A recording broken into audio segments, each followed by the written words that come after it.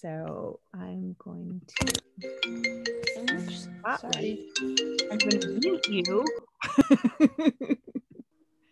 But please unmute yourself if you have a question. My name is Beth Billings, and I am from Around the Table Yarns, and today we're doing a class on mosaic knitting. So I'm going to get started with a little bit of background about mosaic knitting for you guys. It is a technique that was actually invented by Barbara Walker, and she wrote about it, and then she's famous for doing the Treasury of Knitting Patterns. And there are 4 of these. So this is the Barbara Walker, a Treasury of Knitting Patterns. And she designed, she came up with mosaic knitting, and then she made it its own book. So mosaic knitting is a technique from Barbara Walker, and it can be used for all sorts of different colorwork patterns. So you can use mosaic knitting to do your own patterns, but hers was the first book of it. And it only requires that you know how to knit or purl and to slip a stitch purlwise. So the techniques required in doing mosaic knitting are very minimal, very basic knitting techniques. So you just need to know how to knit, how to purl, and how to slip a stitch purlwise. It uses any number of colors, but 2 colors are alternating in a single row, but you only knit with one of the colors at a time. So I'm going to refer to them as the dark and the light strands. The dark strand is worked for 2 rows, and then the light strand is worked for 2 rows. So if you're working back and forth, that's a right side row and then a wrong side row. If you're working in the round, that's 2 rounds of one color before you change. And then you always change in the same place. So if you're doing a right side row and then a wrong side row, you'd end up with the yarn in the same place. If you're doing rounds, you would just do 2 rounds and end up with the yarn in the same place. And the trick to mosaic knitting, the only real tricksy thing is that the working yarn is always held to the wrong side of the work when you're slipping the other stitch. So as I said, you're working with a dark color and a light color. If you're doing a row of dark colored stitches, the stitches that are supposed to be done as light colors are slipped. And when you slip them, you hold the working yarn to the wrong side so that it doesn't cross the light colored yarn, the light colored stitch in front, on the front side of the fabric. So I will demonstrate how we do that. It is definitely a chart-friendly technique. So using a chart is very important with doing mosaic knitting. So I want to first start with looking at mosaic charts. And I'm going to turn on my video camera. It's not a video, it's my camera. I'm going to turn on, I love this camera because it has a little bit of a light. And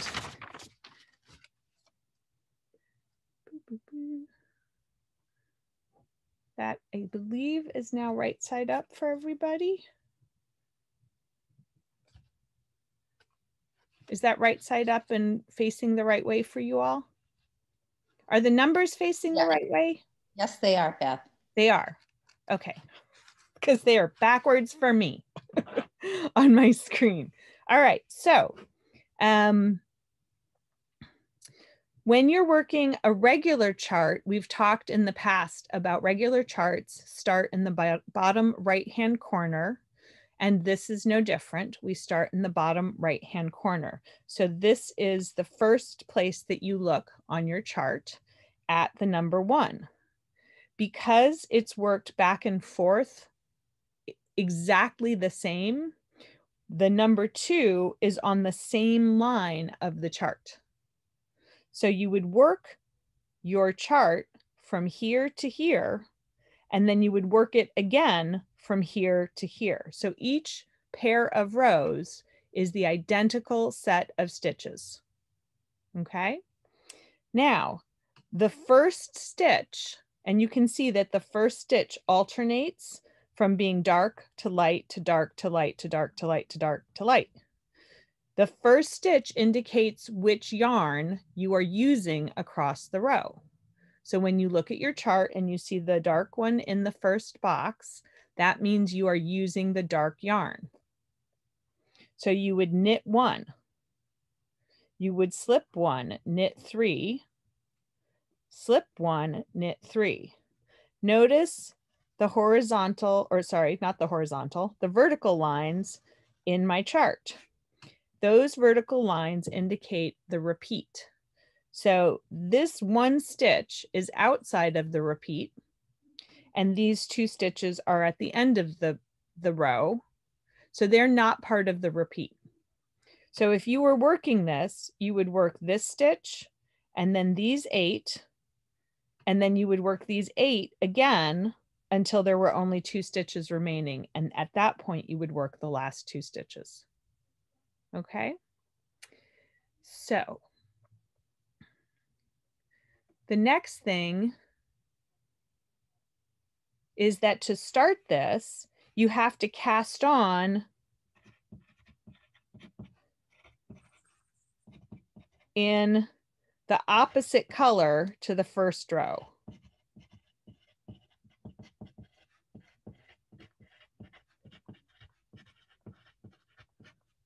Okay, so if your first row is done in the dark yarn, you would cast on with the light yarn. So that's a rule. And Barbara Walker recommends ignoring the chart when you're coming back and just following your stitches.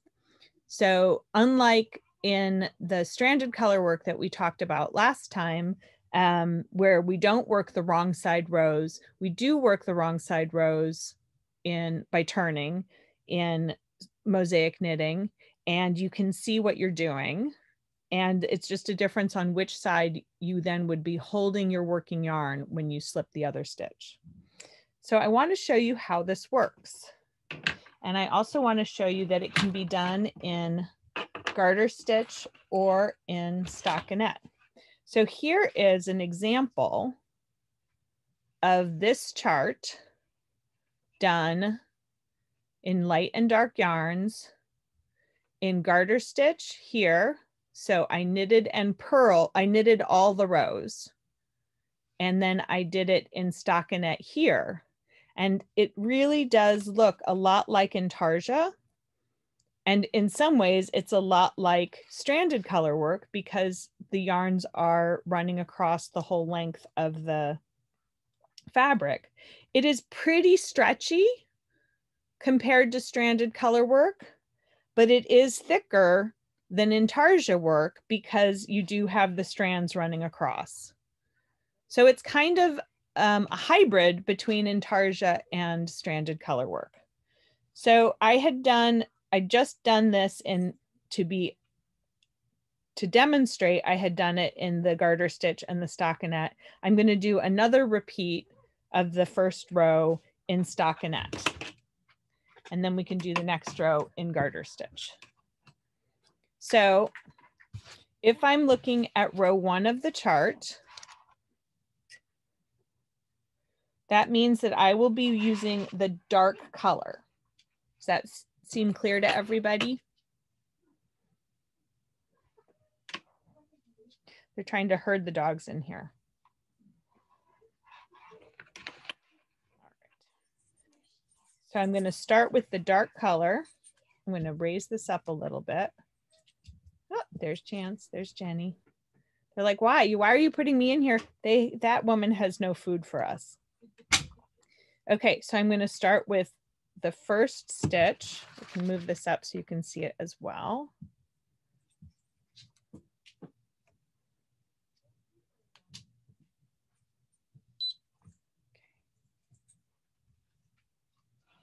The first stitch is in the dark color, and the second stitch is slipped. So if I'm slipping that stitch, I go in purlwise. In other words, as though my tip My tips were meeting and I was going in as though I was going to purl that stitch, but I leave my working yarn in back so that it is stranding on the wrong side of the fabric. Then I'm going to knit 3.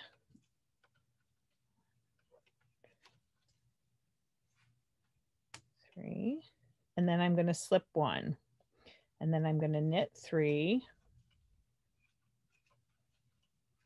And then I come to the end of my vertical line. So I go back to the beginning. Slip 1, knit 3, slip 1, knit 3,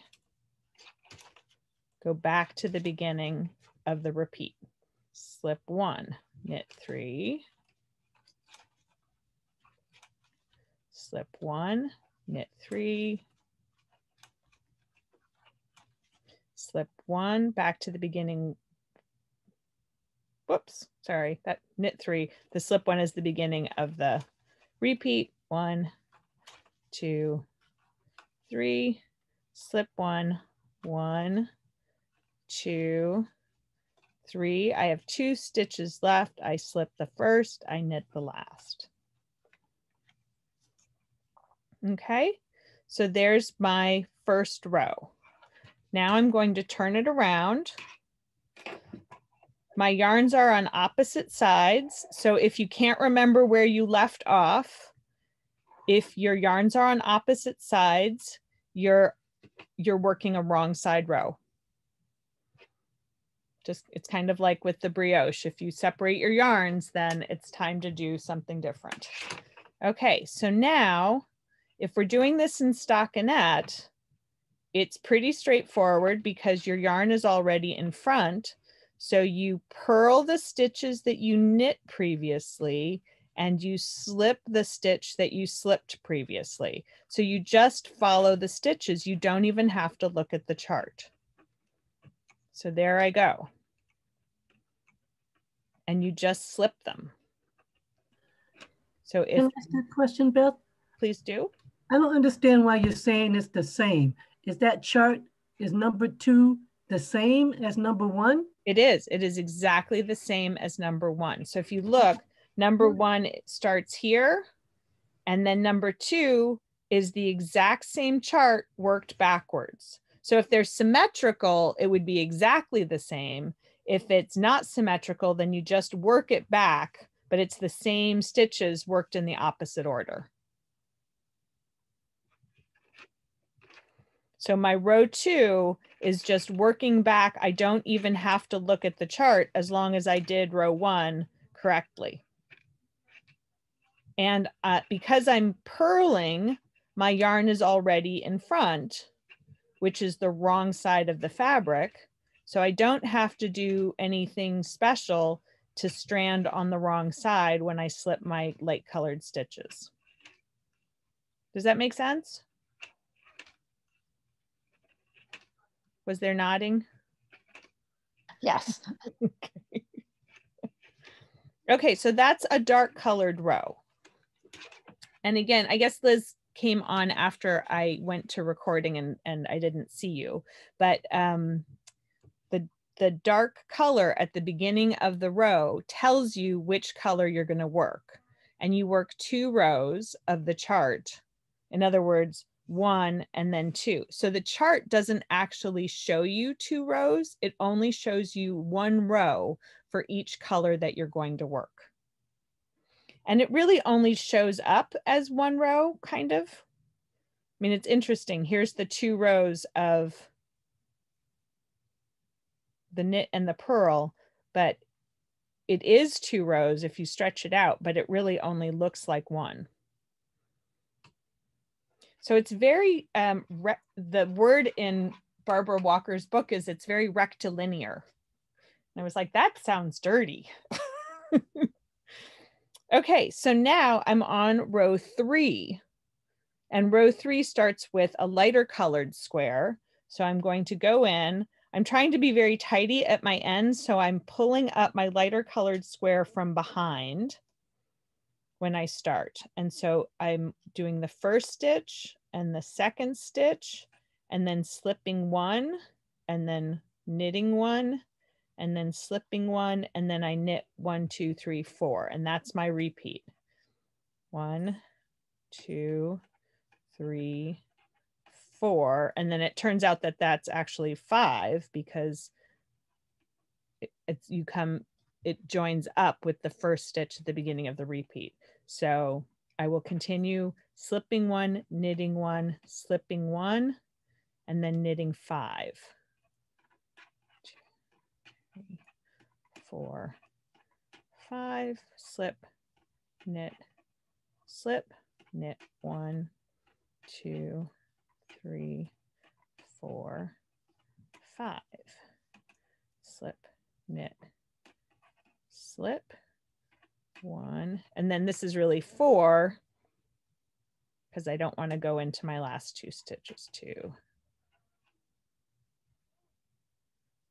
Slip, slip, 1, 4. That's my 4th one. And then you knit the last 2. So now my row looks like that. And I turn it around, and this time I'm going to do it garter stitch so that you can see the difference when you're working it as a garter versus a knit. So now what I'm going to do is I'm going to knit the same stitches that I just knit. So if it's yellow, I knit it. And if it's brown, I bring the yarn back, slip the stitch, bring the yarn forward, knit the stitch. And that's how I'm going to slip the stitch on the wrong side of the fabric each time I come to the darker stitches, because the darker stitches are the ones I'm slipping in this row.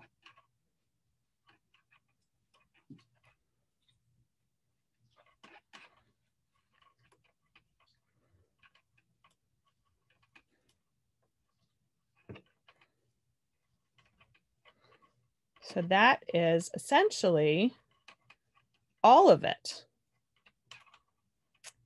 I was reading in my other book about color knitting, and they talked about issues with tensioning, but Barbara Walker felt that the issues with tensioning were very minor in this form of knitting because there really shouldn't be too many stitches in between each color. Like the longest floats I have were 3 stitches across, and you can see those floats here.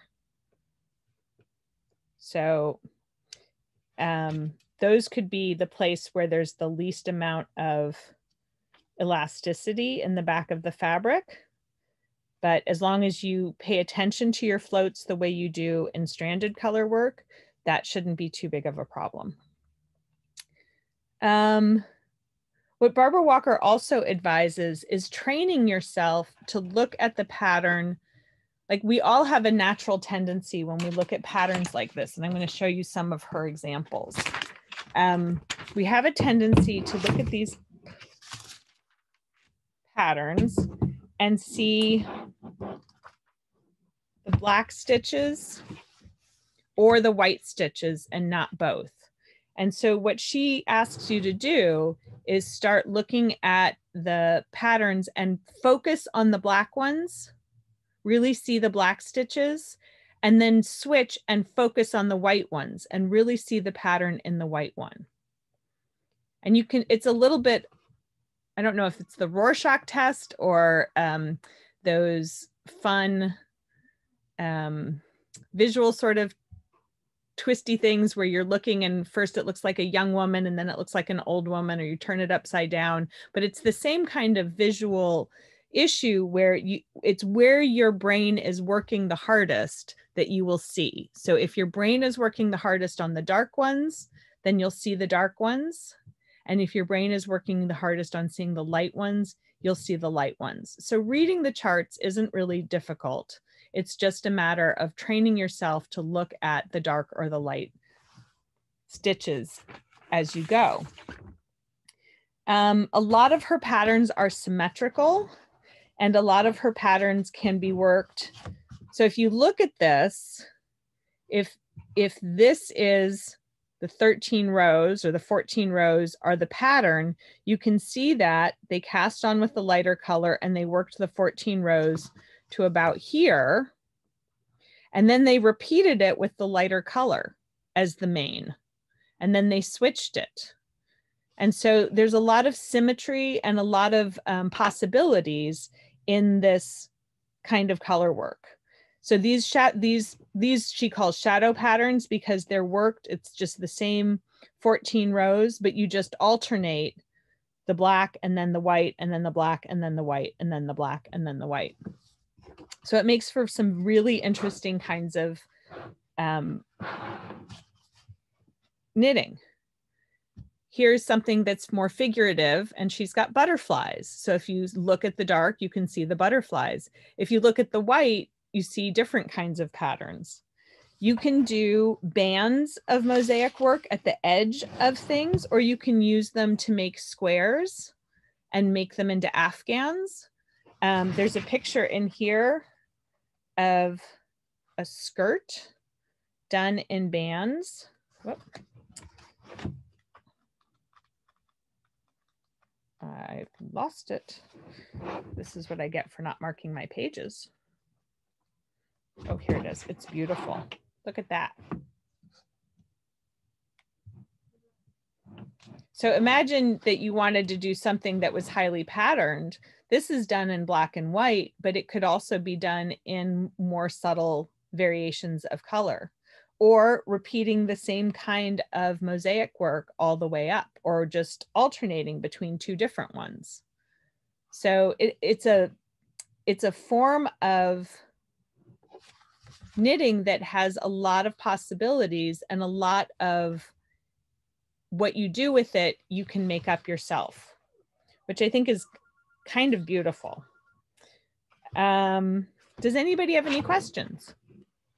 Yes. Does it get more, you know, with a skirt like that, which is very beautiful, when you would have to do decreases and still keep the pattern? Is it difficult? Well, here's the thing. If you were going to do a skirt like that, you would want to do your decreases in between on a solid color row. And you would want to decrease a full pattern, like you'd want to decrease 8 stitches. If the repeat is 8 stitches, you would want to decrease a full pattern's worth around. And you might have to recenter things, but it's totally possible to do. Another way that skirts can be done is to go on to decreasing sizes of needles. So starting with a loose needle on the bottom and going up to a tighter needle as you get to the top. Or just bringing it in at the waistband and having the skirt be wider around the hips and flowing down the legs. So, you know, the decreases might not be a big issue for that. When you work in the round, you would get rid of the beginning and the end stitches as well, because when you're working in the round, you would just be repeating the middle part of it. One of the things she said about it that I thought was wonderful was a pattern is like a joke in that it has a point that either you see or you don't see. But unlike the point of a joke, it doesn't actually matter if you perceive it immediately in order for it to make an impression. So I thought that was kind of a fun thing for her to say about mosaic knitting, that it doesn't matter if you get the joke or not. It's just that it's there. There is a point to it. And so there's a lot of, you can see a lot of really clever kind of patterning. She's got ones that look like scorpions and ones that look like butterflies. We just saw that one. And then there's one called acrobats, and I think it's awfully cute. Here's the pseudo scorpion here. And just imagine that in like a bright yellow and red or something. You know, that could be such a really gorgeous color you know, it could be done in a really gorgeous color combination. Where's my acrobats? The acrobats are, there's one that's a person standing, and then there's one that's a person on his head. It's one of the bands. So does anybody have any other questions about it? Ready to try it?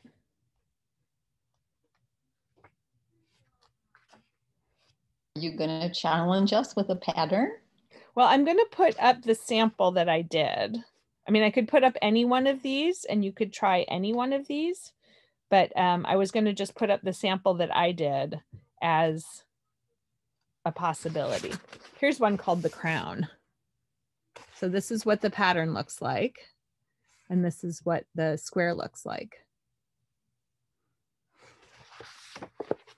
So for your knitting pleasure, what I'm going to do is post my notes about this so you have the information that I've just been talking about and the directions on how to. And I'm going to post the chart of the square that I did and also the written out directions for that square. And you just cast on, I think it was 35 stitches, and I used 2 colors to work it. And it gives you an opportunity to practice using the mosaic stitch. And we have this book at the shop, and we're happy to let you look at it if you want to come in and look at it. We have the collection of Barbara Walker's knitting treasuries here at the store. It's really cool. There are other things that have used mosaic knitting. And if you look on Ravelry, and we can try that. Share Ravelry patterns. There are a lot of patterns that use mosaic color work. For example, the descent cowl is one. So that's not stranded color work, that's mosaic color work. We did, let's see. Here's a little square that's done in mosaic color work, just a little washcloth or dishcloth. But there are all kinds of different patterns that have come out that use mosaic color work. And that's how you work it. It's actually pretty straightforward to do.